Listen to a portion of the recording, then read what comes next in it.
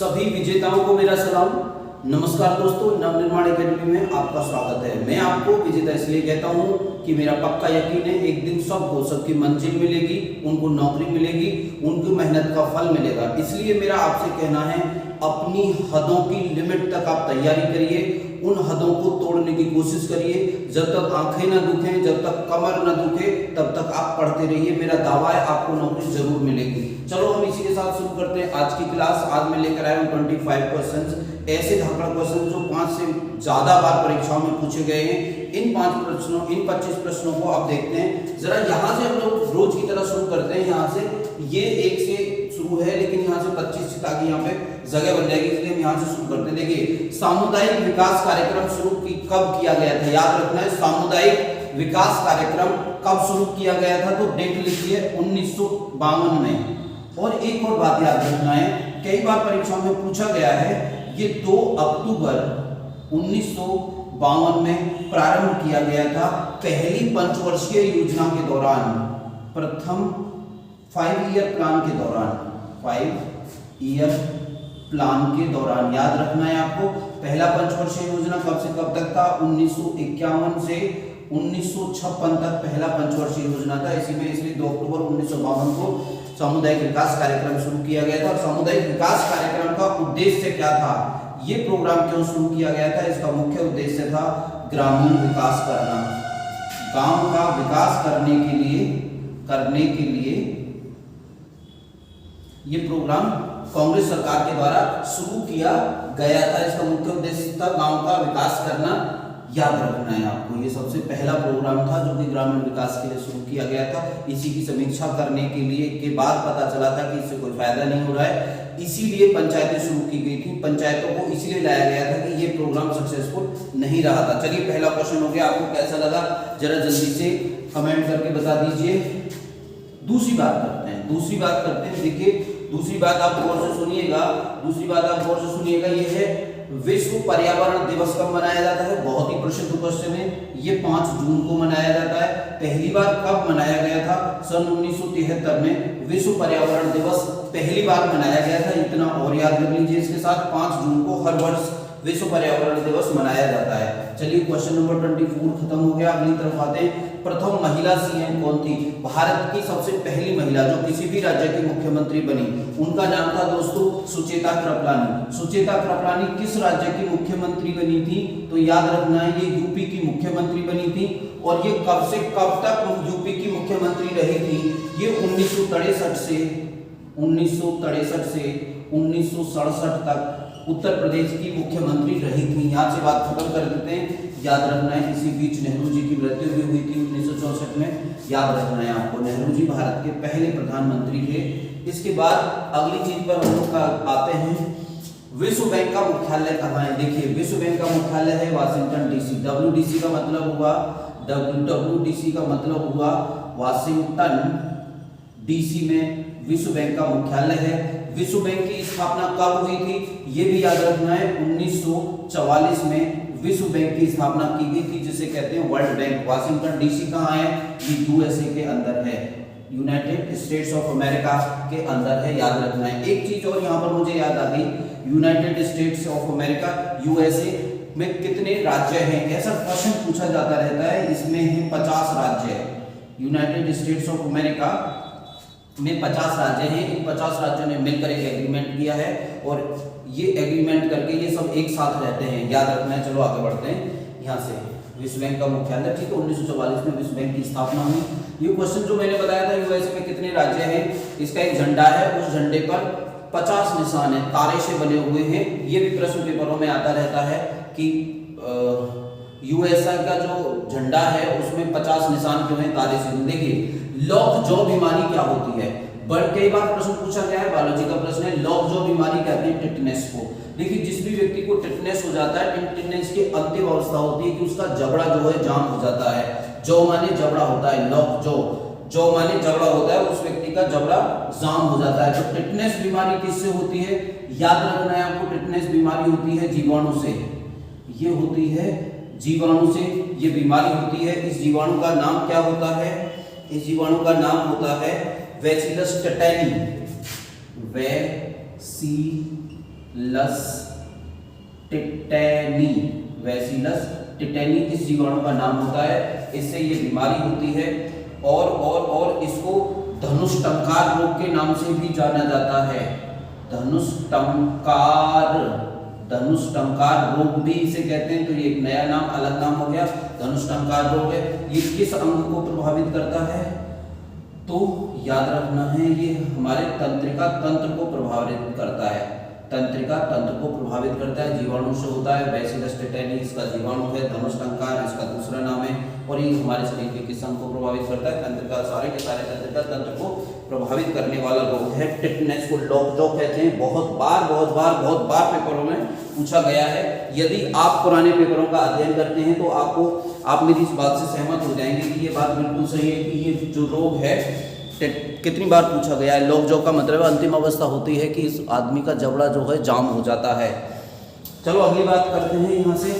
उम्मीद है आपको बहुत अच्छा लग रहा होगा। ये सभी प्रश्न ऐसे हैं जो बार बार परीक्षाओं में आते ही रहते हैं। ऐसे प्रश्नों की एक लंबी लिस्ट अगर हमारे पास होगी तो ऐसे प्रश्न हमारी जो है उसमें लिस्ट में शामिल हो जाएंगे, जिन प्रश्नों को हम लोग जनरली भूल जाते हैं। एक क्वेश्चन पिछली वीडियो में गलत हो गया था कि फ्रांस की जो क्रांति थी, ये आप करेक्ट कर लेना।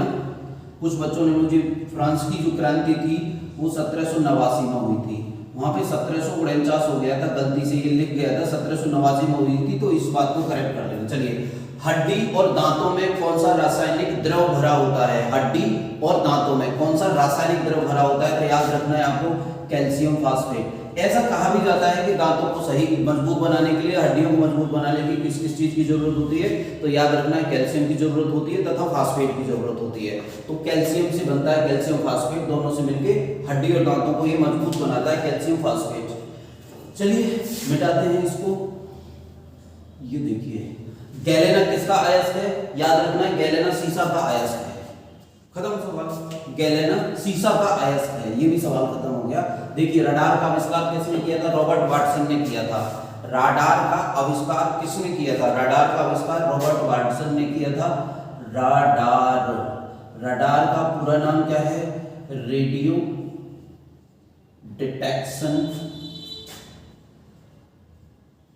डिटेक्शन एंड रेंजिंग, ये रडार का पूरा नाम है। रडार का काम क्या है?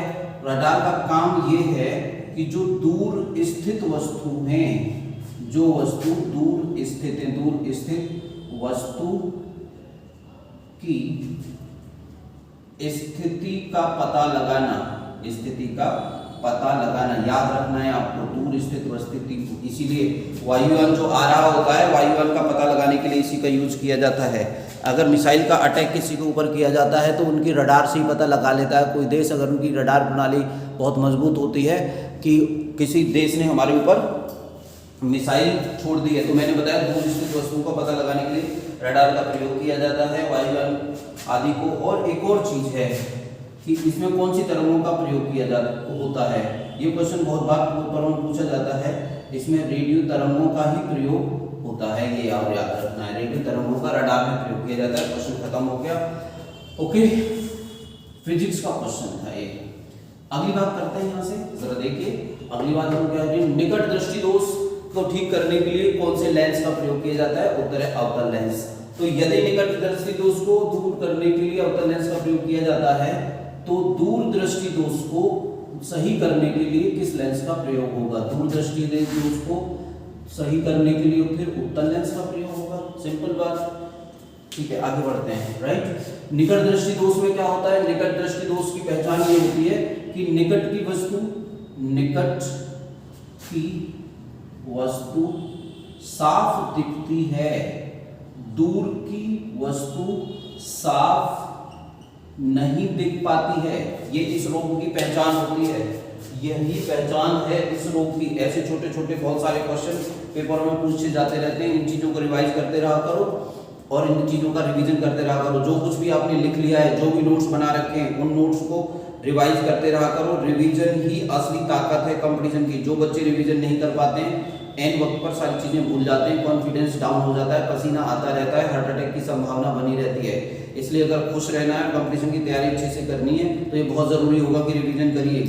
जितना भी समय आप कंपटीशन को देते हैं उसका 20% 25% रोज रिवीजन को दीजिए। उन चीजों को रिवाइज करते रहिए, बार बार छोटी से छोटी चीज हमको याद रहनी चाहिए। ठीक है, कैसा लगा मेरा आइडिया? अगर अच्छा लगा तो कमेंट कर दीजिएगा बीच में, नहीं लगा तो भी कमेंट तो जरूर करना। अगर आइडिया अच्छा नहीं लगा है तो जरूर करना, और अगर रिवीजन करने से किसी को नुकसान हुआ हो तो जरूर बताना। चलो आगे बढ़ते हैं। निकट दृष्टि दोष, दूर दृष्टि दोष की बात हो गई। सूर्य का प्रकाश पृथ्वी तक कितने समय में आता है? 8.3 मिनट में आता है बच्चों, 8.3 मिनट में आता है। कहीं कहीं पर लिखा होता है 8.25 मिनट, कहीं कहीं पर लिखा होता है 8.14 मिनट, कहीं पर लिखा होता है 8.20 मिनट। सही तरह 8.3 मिनट, और ये भी सही है। बहुत बार लिखा मिलता है, ये सही भी होता है। चलिए आगे बात करते हैं यहाँ से। ये क्वेश्चन तो हो गए। देखिए रिहंद बांध कहाँ पर है, क्वेश्चन लिखा हुआ है यहाँ पर। ये देखिए नीचे से शुरू करते हैं। रिहंद बांध कहाँ पर है? उत्तर मैंने लिख दिया है, रिहंद बांध है उत्तर प्रदेश में और बिहार में, अर्थात उत्तर प्रदेश और बिहार दोनों ही राज्यों का बांध है रिहंद बांध। ठीक है, रिहंद बांध कौन सी नदी पर है? तो नदी का नाम है, ये जिस नदी पर है उस नदी का ही नाम रिहंद है, उस नदी का ही नाम रिहंद नदी है। रिहंद नदी पर बना है। कौन से जिले में है ये बांध? ये सोनभद्र जिले में बनाया गया है।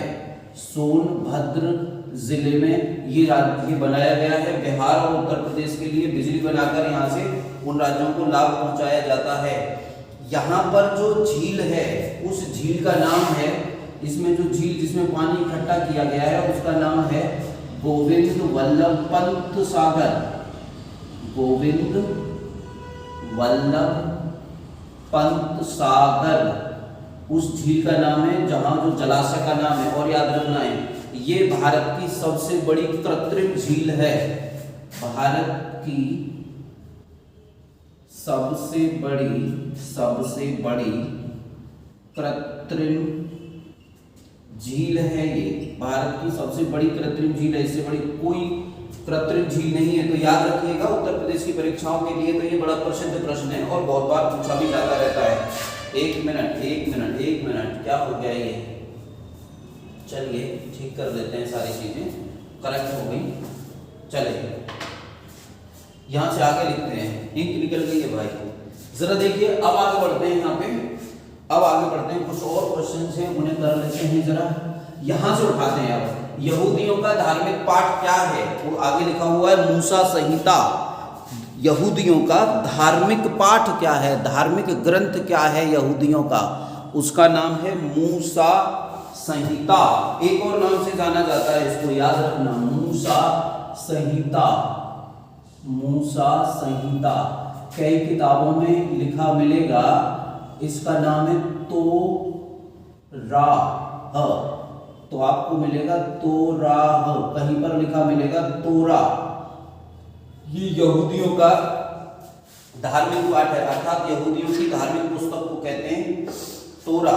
यहूदियों का जो पूजा स्थल है, यहूदियों का जो पूजा स्थल है उसको कहते हैं सिनेगॉग।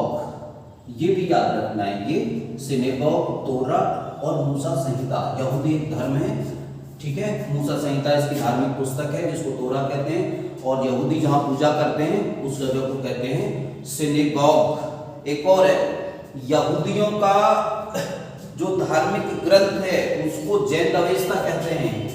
ओके, ये तो धार्मिक पाठ, जो इनका धार्मिक ग्रंथ है, धार्मिक ग्रंथ, इनका जो धार्मिक ग्रंथ है उसका नाम है जैन अवेस्ता। जैन अवेस्ता। चलिए यहां से आगे बढ़ते हैं, यहां से आगे बढ़ते हैं। देखिएगा बड़ा इंपॉर्टेंट क्वेश्चन आ रहा है इतिहास का। कलिंग युद्ध का उल्लेख किस शिलालेख में मिलता है? याद रखना है, कलिंग युद्ध जो है, बहुत सारी चीजें हम कलिंग युद्ध के बारे में लिख लेते हैं। कलिंग युद्ध, ओके, कलिंग युद्ध का उल्लेख 13वां अभिलेख, 13वां अभिलेख अशोक का अभिलेख है। ये 13वां अभिलेख में कलिंग युद्ध का उल्लेख मिलता है। आपने ऐसे प्रश्न देखे होंगे कि अशोक ने कलिंग के युद्ध में बहुत सारे लोग मारे गए, उससे अशोक का हृदय परिवर्तन हुआ, उसने युद्ध की नीति को त्याग दिया तथा उसने शांति की नीति अपनाई। इसके बाद उसने बौद्ध धर्म को स्वीकार कर लिया। ये भी क्वेश्चन आता है कि अशोक कौन से धर्म का अनुयायी था? बौद्ध धर्म का अशोक ने बौद्ध धर्म। तो ये क्वेश्चन पूछा जाता है कलिंग युद्ध के बाद अशोक के हृदय में जो परिवर्तन हुआ उसका उल्लेख अशोक ने कौन से अभिलेख में किया है? याद रखना है 13वें अभिलेख में है। इन सारी चीजों का बहुत छोटी छोटी चीजें मैं लिखवा देता हूं। कलिंग युद्ध की घोषणा कौन से अभिलेख में है? तो कलिंग युद्ध की घोषणा भी इसी में है। कलिंग युद्ध की घोषणा। ओके, कलिंग युद्ध से उसके मन में पैदा हुआ पीड़ा, कलिंग युद्ध की पीड़ा, कलिंग युद्ध की पीड़ा कौन से अभिलेख में उसने उल्लेख किया? कलिंग युद्ध की पीड़ा का उल्लेख किया उसने अपने 13वें अभिलेख में। कलिंग युद्ध कब हुआ? कलिंग युद्ध हुआ 261 ईसा पूर्व में कलिंग युद्ध हुआ। इस युद्ध में कौन जीता? इस युद्ध में अशोक जीता। तो एक और क्वेश्चन पूछा जाता है कि कलिंग युद्ध अशोक के गद्दी पर बैठने के बाद कौन से वर्ष हुआ? तो याद रखेंगे आप 8वें वर्ष हुआ। ऐसे भी प्रश्न कई बार पूछा गया है गद्दी पर। अशोक गद्दी पर कब बैठा? तो 269 बीसी। बीसी का मतलब ईसा पूर्व अशोक गद्दी पर बैठा था। अशोक गद्दी पर बैठा था, अशोक राजा बना था। अशोक के पिता का नाम क्या था? अशोक किसके बाद गद्दी पर बैठा? यह बिंदुसार का पुत्र था। किसका पुत्र था? बिंदुसार का पुत्र था। ये क्वेश्चन भी बहुत बार परीक्षाओं में पूछा गया है। ठीक है, अब यहाँ पर आते हैं कि कलिंग की राजधानी क्या थी? तो कलिंग की राजधानी थी तोशली। ये क्वेश्चन बहुत बार परीक्षा में पूछा गया है कि कलिंग की राजधानी क्या थी? कलिंग की राजधानी थी तोशली। ओके, पुराणों में अशोक का नाम क्या मिलता है? पुराणों में अशोक का नाम, ठीक है, तो पुराणों में अशोक का नाम मिलता है बच्चों अशोक वर्धन। ये भी पेपर का ही प्रश्न है जो कुछ मैं लिखवा रहा हूं। पुराणों में उसका नाम मिलता है अशोक वर्धन। ओके, अशोक नाम कहाँ मिलता है? अशोक नाम कहाँ मिलता है? अशोक का अशोक नाम कहाँ मिलता है? केवल अशोक। ये मिलता है गुर्जरा अभिलेख में। अशोक का एक अभिलेख था जिसे कहा गया गुर्जरा अभिलेख। तो अशोक का नाम जो है अशोक कहाँ मिला? गुर्जरा अभिलेख में। अशोक के अधिकांश जो अभिलेख हैं वो कौन सी लिपि में हैं? तो अधिकांश अभिलेख अशोक के अधिकांश अभिलेख कौन सी लिपि में हैं? तो अशोक के अधिकांश अभिलेख ब्राह्मी लिपि में हैं। ये क्वेश्चन भी बहुत बार पेपरों में पूछा गया है। ओके, अशोक के समय बौद्ध धर्म की कौन सी संगति हुई? तो आप लिख लेना, अशोक के समय बौद्ध धर्म की तीसरी संगति का आयोजन अशोक के राजकाज में किया गया था। और क्या है? अशोक का गुरु कौन था? उस व्यक्ति का नाम बताइए जिसने उस व्यक्ति का नाम बताइए जिसने अशोक को बौद्ध धर्म की दीक्षा दी। उस व्यक्ति का नाम था उपगुप्त। ये क्वेश्चन भी पेपर में पूछा जाता है। बौद्ध धर्म की कौन सी संगति हुई अशोक के समय? तो बौद्ध धर्म की तीसरी बैठक अशोक के समय मानी जाती है। और क्या लिख सकते हैं? और क्या जान सकते हैं? और कुछ नहीं जानना है यहाँ तक। उपगुप्त, कलिंग की राजधानी तोसली वगैरह वगैरह, तो ये सब अशोक के बारे में हो गया। ये चीज़ कैसी लगी जो मैंने अशोक के बारे में आपको जानकारी दी? इन सारी की सारी महीन चीज़ों को, छोटी छोटी चीज़ों को आप नोट डाउन कर लेना विजेताओं। ये सब की सब चीज़ें, छोटी हो या बड़ी हो, सब ये पेपरों में आती रहती हैं। तो ये अशोक के बारे में सारी चीज़ें मैंने बता दी। अशोक ने कलिंग युद्ध का उल्लेख 13वें अभिलेख में किया है। कलिंग युद्ध की पीड़ा कौन से अभिलेख में है? 13वें अभिलेख में है। कलिंग युद्ध कब हुआ? 261 ईसा पूर्व कलिंग युद्ध हुआ था। कलिंग युद्ध अशोक के कौन से गद्दी पर बैठने के बाद हुआ? कौन से वर्ष? 8वें वर्ष। वह गद्दी पर कब बैठा था? 269 ईसा पूर्व में वह गद्दी पर बैठा था। उसके पिता का नाम क्या था? बिंदुसार था। तोसली कहाँ की राजधानी थी? तोसली कलिंग की राजधानी थी, याद रखना है, तोसली कलिंग की राजधानी थी। पुराणों में इसका नाम अशोकवर्धन मिलता है। गुर्जरा का एक अभिलेख है, उसमें इसका नाम अशोक मिलता है। इसके अधिकांश अभिलेख किस लिपि में लिखे गए? ब्राह्मी लिपि में। इसके बौद्ध गुरु का नाम क्या था? उपगुप्त। बौद्ध धर्म की कौन सी संगति अशोक के समय हुई? तीसरी संगति अशोक के समय हुई। एक प्रश्न और रह गया है, अशोक के अभिलेखों को सबसे पहले किसने पढ़ा और किस वर्ष पढ़ने में सफलता प्राप्त की? 1837 में, पहली बार 1837 में एक अंग्रेज ने, जिसका नाम था जेम्स प्रिंसेप ने अशोक के अभिलेखों में क्या लिखा है, इसको पढ़ने में सफलता प्राप्त की। चलिए, उम्मीद है आपको ये कैसी लगी अशोक के बारे में इंफॉर्मेशन, मुझे लिखकर एक बार समर्थन कीजिए, भेजिए। अगर आपको हमारी वीडियोस अच्छी लगती हैं, जैसा कि मुझे पूरा यकीन है कि आपको हमारी वीडियोस बहुत अच्छी लगती हैं, हमारी वीडियोस को शेयर कर दीजिए, सब्सक्राइब करिए हमारे चैनल को। यदि आप नए हैं, अपने जानकारों तक हमारी वीडियोस को प्लीज पहुंचा दीजिए। जीके की हमारी 6ठी वीडियो है, टॉप 25 क्वेश्चंस के बारे में। चलिए बात करते हैं। यहां तक बात हो गई दूसरे प्रश्न तक। तीसरे प्रश्न तक, भारत का नेपोलियन किसे कहा जाता है? उत्तर है, भारत का नेपोलियन कहा जाता है समुद्रगुप्त को। समुद्रगुप्त किस वंश का शासक था? समुद्रगुप्त गुप्त वंश का शासक था। किसने समुद्रगुप्त को भारत का नेपोलियन कहा? तो याद रखना है, एक विद्वान हुए, इतिहासकार हुए, विंसेंट स्मिथ। ये एक विद्वान हुए, इन्होंने अशोक को भारत का नेपोलियन कहा। क्यों भारत को नेपोलियन कहा गया? क्योंकि अशोक ने बहुत सारे युद्ध लड़े, परंतु वह किसी भी युद्ध में नहीं हारा था। इसलिए गुप्त वंश के शासक समुद्रगुप्त को भारत के नेपोलियन का नाम से जाना जाता है। इसका एक राजकवि था। इसके राजकवि का नाम क्या था? इसके राजकवि का नाम था हरिशेन। याद रखना है, हरिशेन ने प्रयाग प्रशस्ति लिखी। प्रयाग प्रशस्ति, याद रखना है। इलाहाबाद में एक स्तंभ लेख है, उस पर हरिशेन ने समुद्रगुप्त के बारे में लेखन कार्य किया। वह जो स्तंभ लेख है अशोक का है, जिसको इलाहाबाद में स्थापित किया गया है मंगाकर, और उसी पर नीचे, ऊपर अब अशोक का अभिलेख है, उस पर ही नीचे हरिशेन ने प्रशस्ति लिखी समुद्रगुप्त के बारे में। ओके, ये वीणा वादक था। मतलब पूछा जाता है कि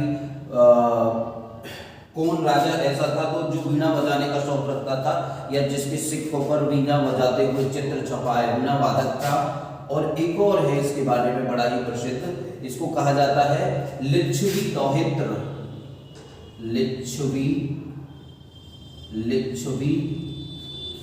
दोहित्र, इसको ये नाम दिया जाता है। तो बात ठीक है, विंसेंट स्मिथ ने इसको भारत का नेपोलियन कहा। राजकवि इसका था हरिशेन ने प्रयाग प्रशस्ति लिखी। प्रयाग प्रशस्ति में क्या है? समुद्रगुप्त के बारे में उल्लेख है। समुद्रगुप्त वीणा वादक था, ऐसा इसके सिक्कों पर लिखा हुआ है।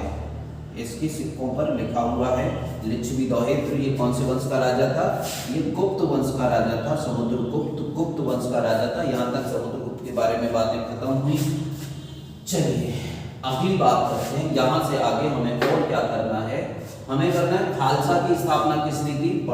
यहां से आ गया दीन इलाही की स्थापना किसने की। देखिए दीन इलाही एक धर्म था जिसकी स्थापना अकबर ने की और 1582 में दीन इलाही की स्थापना की।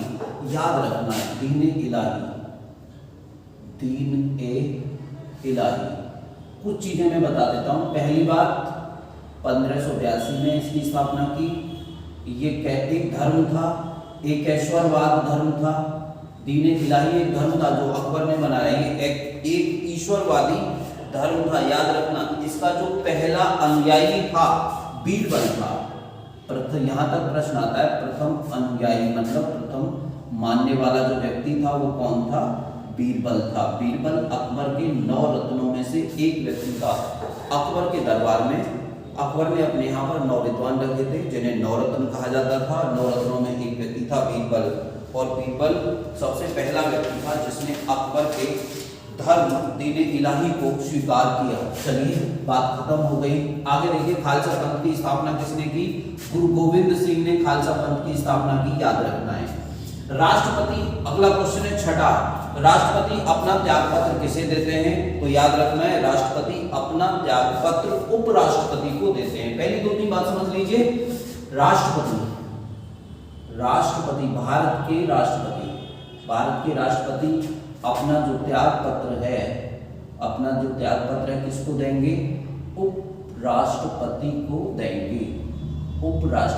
देंगे। भारत का एक राष्ट्रपति होगा। ये कौन से अनुच्छेद में उल्लेखित है? याद रखना है भारत का एक राष्ट्रपति होगा, ये अनुच्छेद 52 में दिया गया है। भारत का एक उपराष्ट्रपति होगा, ये कौन से अनुच्छेद में है? ये अनुच्छेद 63 में दिया गया है कि भारत का एक उपराष्ट्रपति होगा, भारत का एक राष्ट्रपति होगा, अनुच्छेद 52 में दिया गया है। अब आप थोड़े से राष्ट्रपति के बारे में समझ लीजिए। अनुच्छेद 53 याद रखना है, हम लिख रहे हैं अनुच्छेद 53। तो अनुच्छेद 53 में दिया है, 53 नहीं 54 हमको लिखना है राष्ट्रपति के बारे में। 54 में दिया है राष्ट्रपति का निर्वाचक मंडल। तो निर्वाचक मंडल क्या होता है? उन लोगों का समूह जो राष्ट्रपति के चुनाव में वोट डालते हैं, इसको कहते हैं इलेक्टोरल कॉलेज अंग्रेजी में। 55 अनुच्छेद 55 में क्या दिया है? अनुच्छेद 55 में दिया है राष्ट्रपति की चुनाव प्रक्रिया कि राष्ट्रपति का चुनाव किस प्रकार से होगा, ये दिया हुआ है। अनुच्छेद 56 में क्या दिया है? पद की अवधि। अनुच्छेद 56 में दिया है पद की अवधि, अर्थात राष्ट्रपति के पद की अवधि कितनी होगी? अनुच्छेद 58 में दिया गया है राष्ट्रपति की शपथ। राष्ट्रपति को शपथ कौन दिलाएगा? राष्ट्रपति किस प्रकार से शपथ लेंगे इसका उल्लेख है। अनुच्छेद 58 में योग्यता है, ये गलत हो गया। राष्ट्रपति की योग्यता क्या होगी? अनुच्छेद 58 में है। अनुच्छेद 60 में क्या है? अनुच्छेद 60 में है राष्ट्रपति की शपथ का उल्लेख। राष्ट्रपति की शपथ का उल्लेख अनुच्छेद 60 में है। अनुच्छेद 58 में क्या है? राष्ट्रपति की योग्यता। 56 में राष्ट्रपति के पद की अवधि। अनुच्छेद 61 में क्या है? अनुच्छेद 61 में राष्ट्रपति पर महाभियोग अर्थात राष्ट्रपति को पद से हटाने की क्रिया क्या होगी, ये अनुच्छेद 61 में है। अनुच्छेद 74 में क्या है राष्ट्रपति के बारे में? तो राष्ट्रपति एक मंत्री परिषद का गठन करेंगे। तो याद रखना है मंत्री परिषद का गठन कौन करेगा? मंत्री, ऐसे लिखना है आपको, मंत्री परिषद का गठन राष्ट्रपति करेंगे मंत्री परिषद का गठन।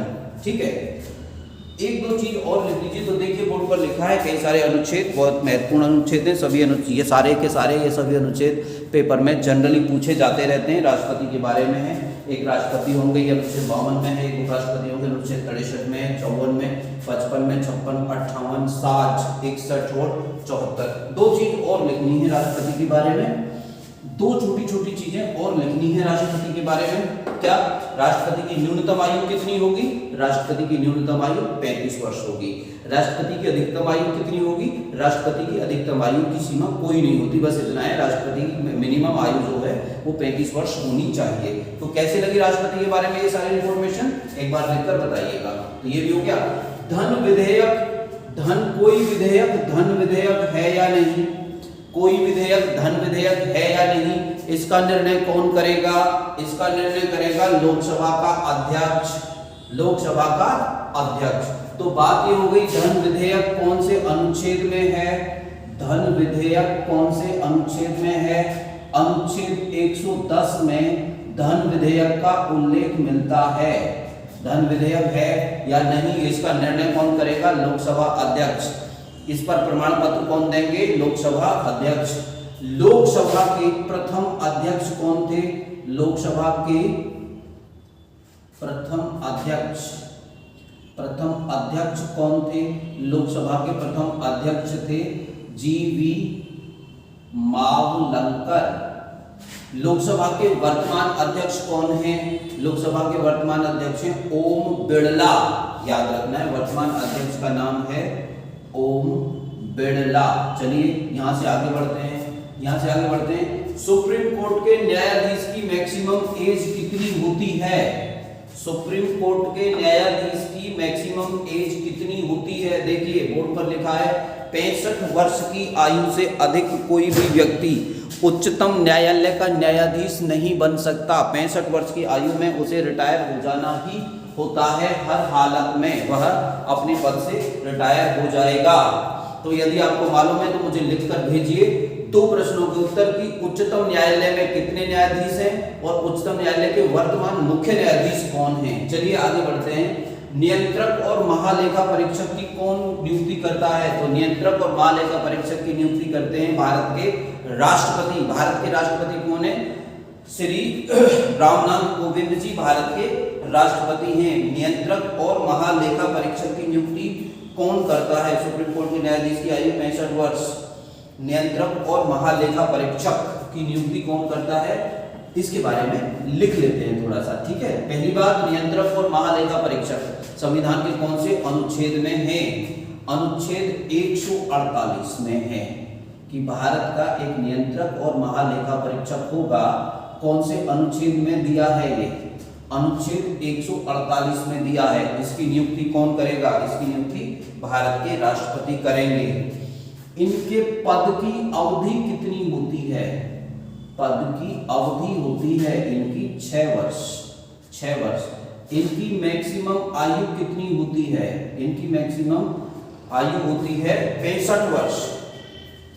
ये लोक लेखा समिति होती है, एक लोक लेखा समिति के मित्र होते हैं। लोक लेखा समिति के मित्र कहलाते हैं। बात खत्म हो गई, इतना ही समझना है नियंत्रक और महालेखा परीक्षक के बारे में।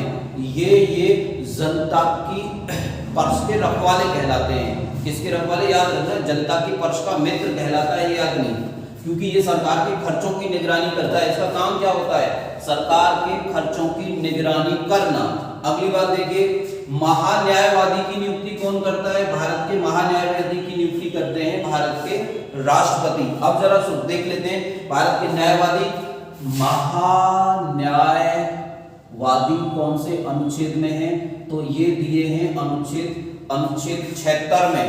इनकी योग्यता कितनी होती है?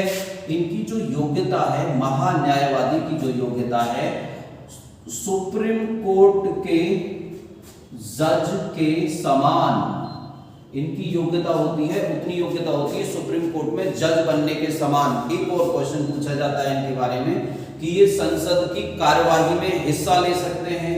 संसद की कार्यवाही में, संसद में बैठ सकते हैं, बोल सकते हैं, बैठ सकते हैं, बोल सकते हैं।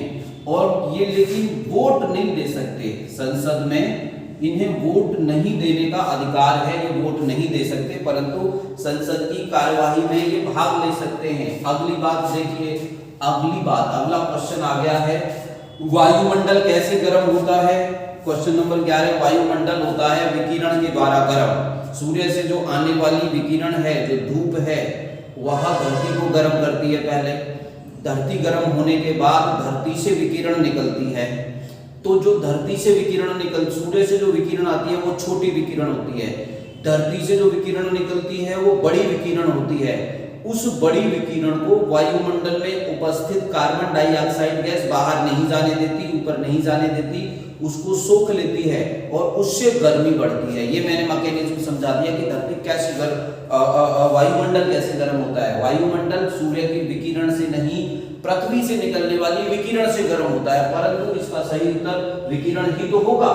यदि होता है कि सूर्य से गर्म होता है या पृथ्वी से, तो पृथ्वी की विकिरण से गर्म होता है।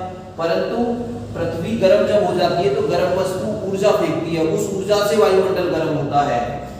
ठीक है, आगे देखिए जादूगोड़ा कहां पर है? जादूगोड़ा झारखंड में है, जादूगोड़ा। और झारखंड में क्या निकाला जाता है? जादूगोड़ा किस लिए प्रसिद्ध है? तो जादूगोड़ा से यूरेनियम निकाला जाता है। जादूगोड़ा में यूरेनियम का उत्पादन किया जाता है। भारत में झारखंड में जादूगोड़ा जो स्थान है वहां से यूरेनियम का उत्पादन किया जाता है। और बम बनाने में कौन से यूरेनियम का प्रयोग होता है? उसे कहते हैं यूरेनियम 235। यूरेनियम 235 जो है ये रेडियो एक्टिव तत्व है, रेडियो एक्टिव है। ये बात करेंगे किसी दिन जब केमिस्ट्री की बात करेंगे, रेडियो एक्टिव क्या होते हैं। तो जादूगोड़ा किस लिए प्रसिद्ध है? याद रखना है, एक स्थान कर्नाटक, झारखंड से जिस प्रकार यूरेनियम निकाला जाता है उसी प्रकार भारत में कर्नाटक से भी यूरेनियम निकाला जाता है।